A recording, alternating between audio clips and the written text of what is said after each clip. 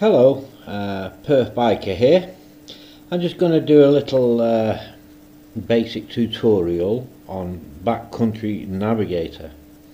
I found this to be about the best navigator app for tablets and phones. I have tried quite a few and quite a lot of them were very disappointing. Anyway, I'll get on with it. This is the icon here. Hopefully the screen isn't blinding the camera too much. I've already opened the application, so I shall go to it for you now.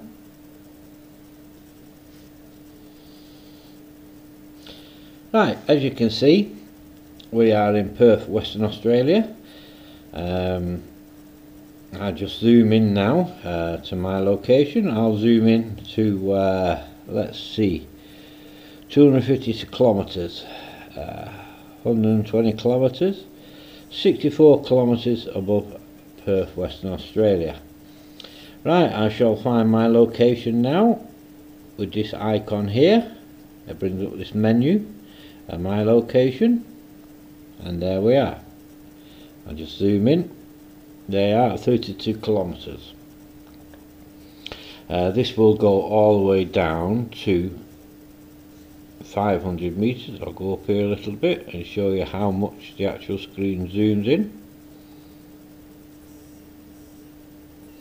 This is 2 kilometers, 1000 meters, 500 meters, 100 meters. So quite detailed maps. I shall just zoom out to a reasonable altitude so we can see what's going on here.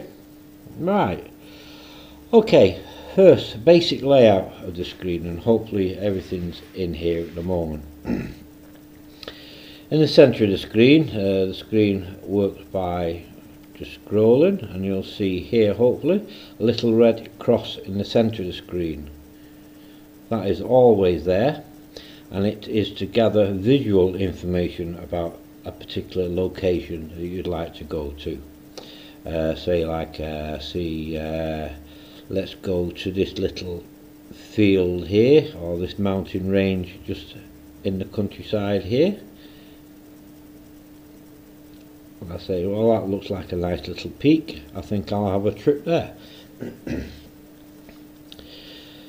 To actually set a waypoint for that location visually, you can press this little plus here, which brings this information up here. You can create a waypoint.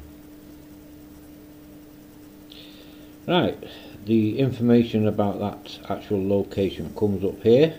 You've got a date, which you can actually rename this to whatever you want. Like I'll just delete some of this and put test. Test location.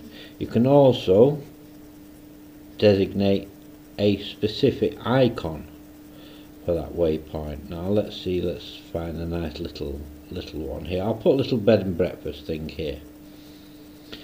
Right, okay, also on the screen you've got the format of coordinates, so whichever one that you prefer. You've got digital degrees, minutes, seconds, UTM.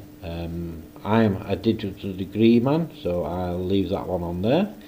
Here you can put a description of the waypoint if you want. I'll just put anything fun, notes. You can also take a picture of that location when you're there, or show a photo album of it.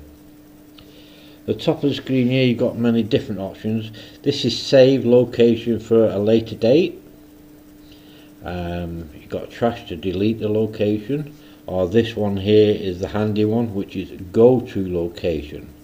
Pressing that one virtually saves it anyway, so I'll just press that one with my fat fingers. As you can see now, there's a bearing line been drawn between my location and the destination. Right, now how to actually get there. The top corner here, you've got the navigator icon here. You can click on that one and it's got a menu of many different options. We'll go through those at a later date. The most important ones at the moment are the three top ones. You've got the stats of the actual location where you're going to, your GPS coordinates, the heading, kilometers. You know, I'm not moving at the moment, that won't go up. Accuracy, and all the other little degrees and things like that. I'll just move up and down here just in case you can't see most things. So these will decrease as you get nearer to the destination. To actually help assist you get there, you can go on to the Nav Mode here, which will bring up a compass, quite like many other compasses on many different navigators. This one isn't as daunting, it's pretty basic. You have two pointers, a green and a blue. The green is direction of travelling arrow, that's the direction that you are facing. On this tablet I have it set up so it is in portrait mode, so this direction I always hold a navigator, so I can keep track, make sure that I'm going in the right direction. The blue one is the destination. To actually orientate yourself and the navigator to line these two up means that you are making a direct route to the location. If you have to vary the location by walking round a mountain instead of going over it, you can continue that way. The kilometre and distance will still decrease as long as you're going in the right direction. Then all you have to do then is bring your compass back once you have a line of sight with no obstruction between you and the destination. Right, now we shall go back now to the map view. Right, I'll just zoom out a little bit. Let's say you're halfway to this destination and you decide that you would like to maybe stop somewhere else along the way. Let's say choose this area here. Just zoom in, nice little range. Same again, put your little cross on where you'd like to go. Press this, select a waypoint. You can change the icon on this one again, so I'll just do a basic little, oh, so many to choose from. I'll do the little star. I can leave that lot there, you've seen how that one's done, and go to. What that will do then is cancel the go to that you're originally on and set you a new course to the new destination. I say everything here then changes, gives you the stats and the navigation aid to help you get there. Right, one thing about Navigator I found when I was in the field, I got a little bit confused at one point because most phones and tablets usually have auto rotation screen active. On Navigator it's best to actually disable it, this one here, because BackCountry has its own screen rotation system built in, so if both of them are actually active, they start confusing each other. If you're turning your tablet round and this one's, you know, so it gets very disorientated and you have a tendency not to know which direction to go because the compass is actually all over the place. So if you just deactivate the device's automatic screen rotation, you should be fine. Right, let's get back to it. Go back to the map. Now you can do visual waypoints like this. you can say well go there. But if you have a specific waypoint and you have a GPS coordinates to get to that one, you can use this little icon here, the little spyglass. This you can actually import your GPS coordinates with the keypad here. Let's just say minus 30 point, I'll just make something up, 7657 comma 12, oops, sorry, I always do that one, 121 point. I'm just making these up, so let's hope it is an actual coordinates when it comes up. Yes, it is. So it's now giving me an options whether to go to the coordinates, create a waypoint for a later date, or center on map. I'll go center on map. Oh, and that's brought me near Kalgoorlie, where I was a couple of weeks ago. Without moving the screen, it's on them coordinates. Click this, create a waypoint for that. That's a usual thing, give it another icon so we don't get confused. Any descriptions or anything like that, and go to. Then again, that has now set a new waypoint. It is quite a long way away, it's nearly 500 kilometers away, which you can also see on here on screen, 550.8 kilometers, which will also, if you go in there to the stats, show that information. So even on the map screen and the navigation screen, it usually keeps you well informed. I say as you rotate, your direction arrow follows that waypoint. Let's see, now I'm online at the moment, so I will have all the maps that I need. Now if I'm actually going away and I have no cell phone or internet connection, it wouldn't be much good to me unless I could pre-download a specific area where I'm going. So what I'll do now is I'll roughly show you. I'm just going to go offline here. Now Navigator has no access to any internet connections, so it can't download the maps. Most of these ones here have already been downloaded. Right, now I've just seen one there where it isn't. I'll just go south. Right, this part here has already been pre-downloaded. Up here hasn't. See, all I get is no connection, means that part of the map is not available to me offline. Now to get round that, I shall choose one of these areas here. Let's say this area. I'll go into the centre of this area here. Right, now I'll leave that there and I shall go back online. You'll have to bear with me, my internet connection is not the fastest in the world. I'll just zoom out just to refresh the map, then zoom back in. Right, now those maps are actually just downloading into cache on to my tablet. Once I go offline they will disappear again. Now I'll just zoom out, just refresh that one, just hurry it along a little bit. Okay, this area here I want to download because that's where I intend to go for a little hike or a bike ride. To do that, while you're online, you've got the icon here, looks like a little row of books.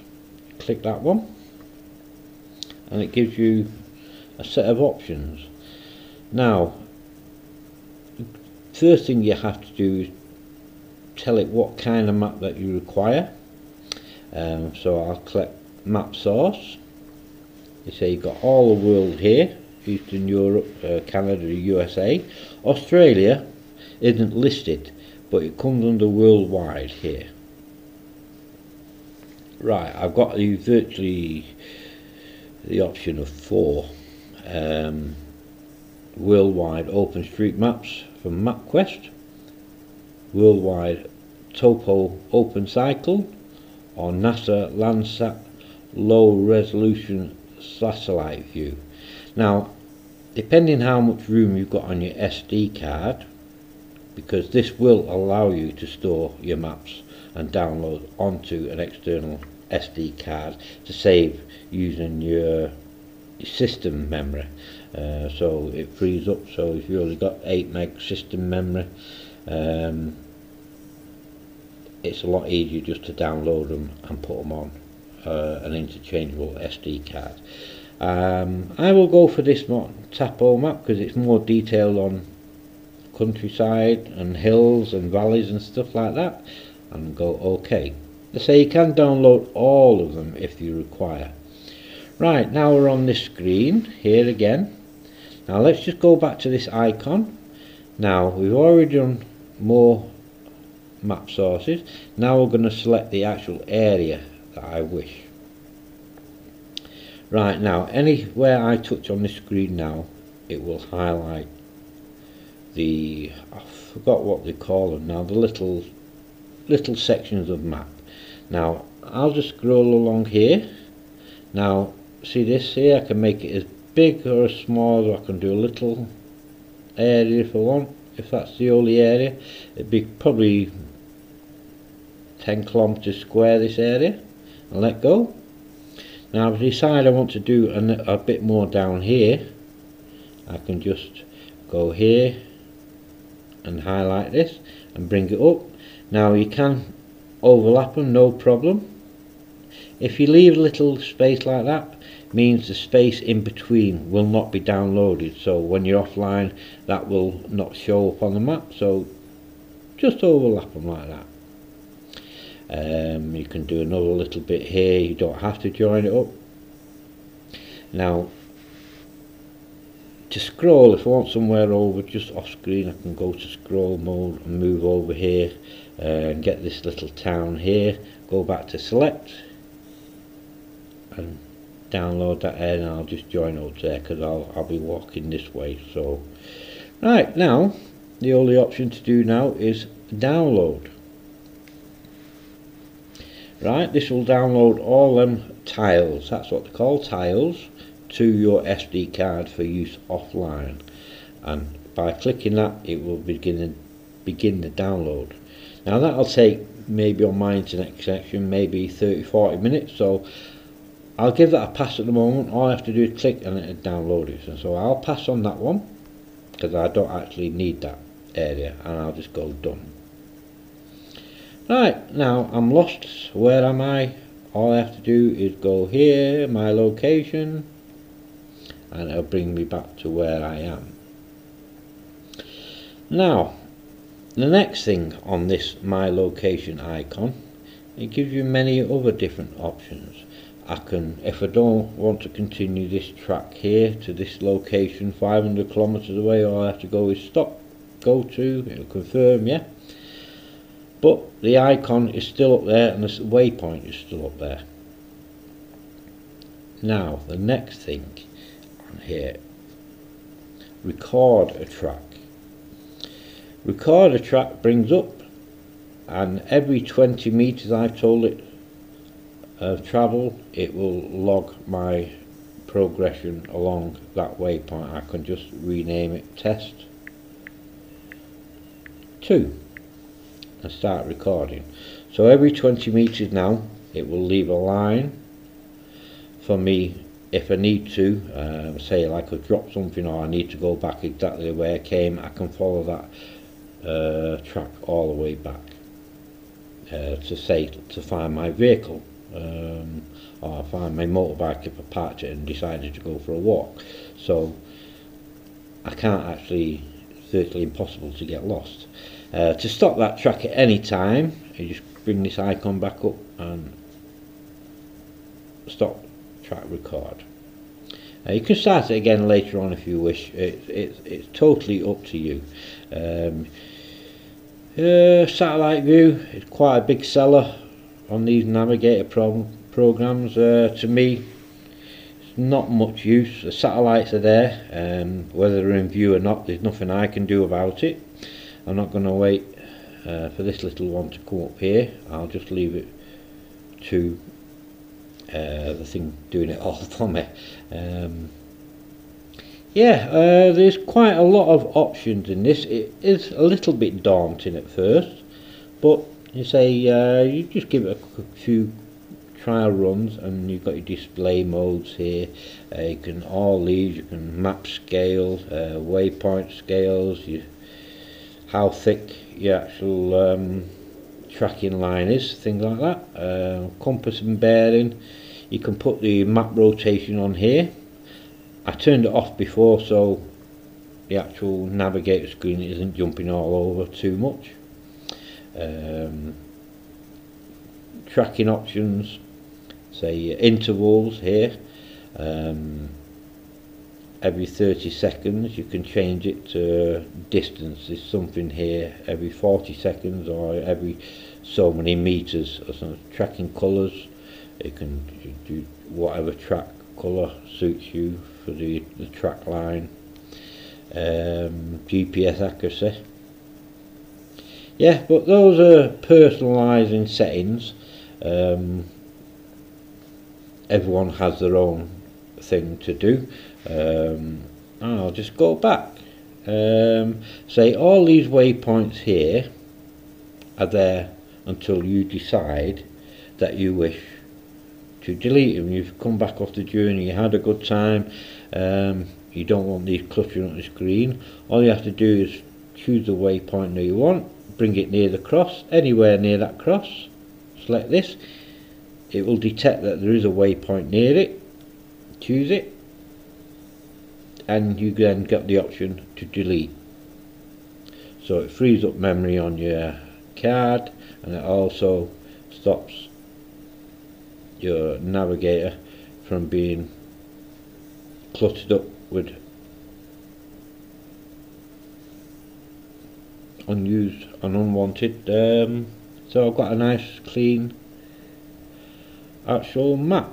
Say I don't know if I've done. I'll go through this again. I'll just show you how detailed the map is. Say that is 8 kilometers up in the air, 4 kilometers. I say it will go all the way down to 100 meters. There's 500. And there's 100 meters. And I say even that street there, if I wanted to go to that junction, put the little arrow on it visually. I don't even need to use it. It'll give me the information of the GPS coordinates so that I can write that down, or I can just, if it's a little bit small, it'll just tell me exactly where it is. I can make a note of it. But anyway, hopefully this has turned out okay, and it's not been. I've tried to go nice and slow. I say I'm only just scratching the surface at this program at the moment. There's so many things that it will do. You can view your tracks. It'll show you a list of all the tracks that you've gone here. You can delete these as you go. Tracks, recorded tracks, waypoints. But say it's all up to the personal preference. Anyway, as I say, I hope this has been a little bit of help to get all the first impressions that something is really intricate, but when you get down to it, it is kind of like very easy to do. But to say, when you get a new app, they can always be a little bit daunting. Anyway, thanks for watching, and I'll catch you again.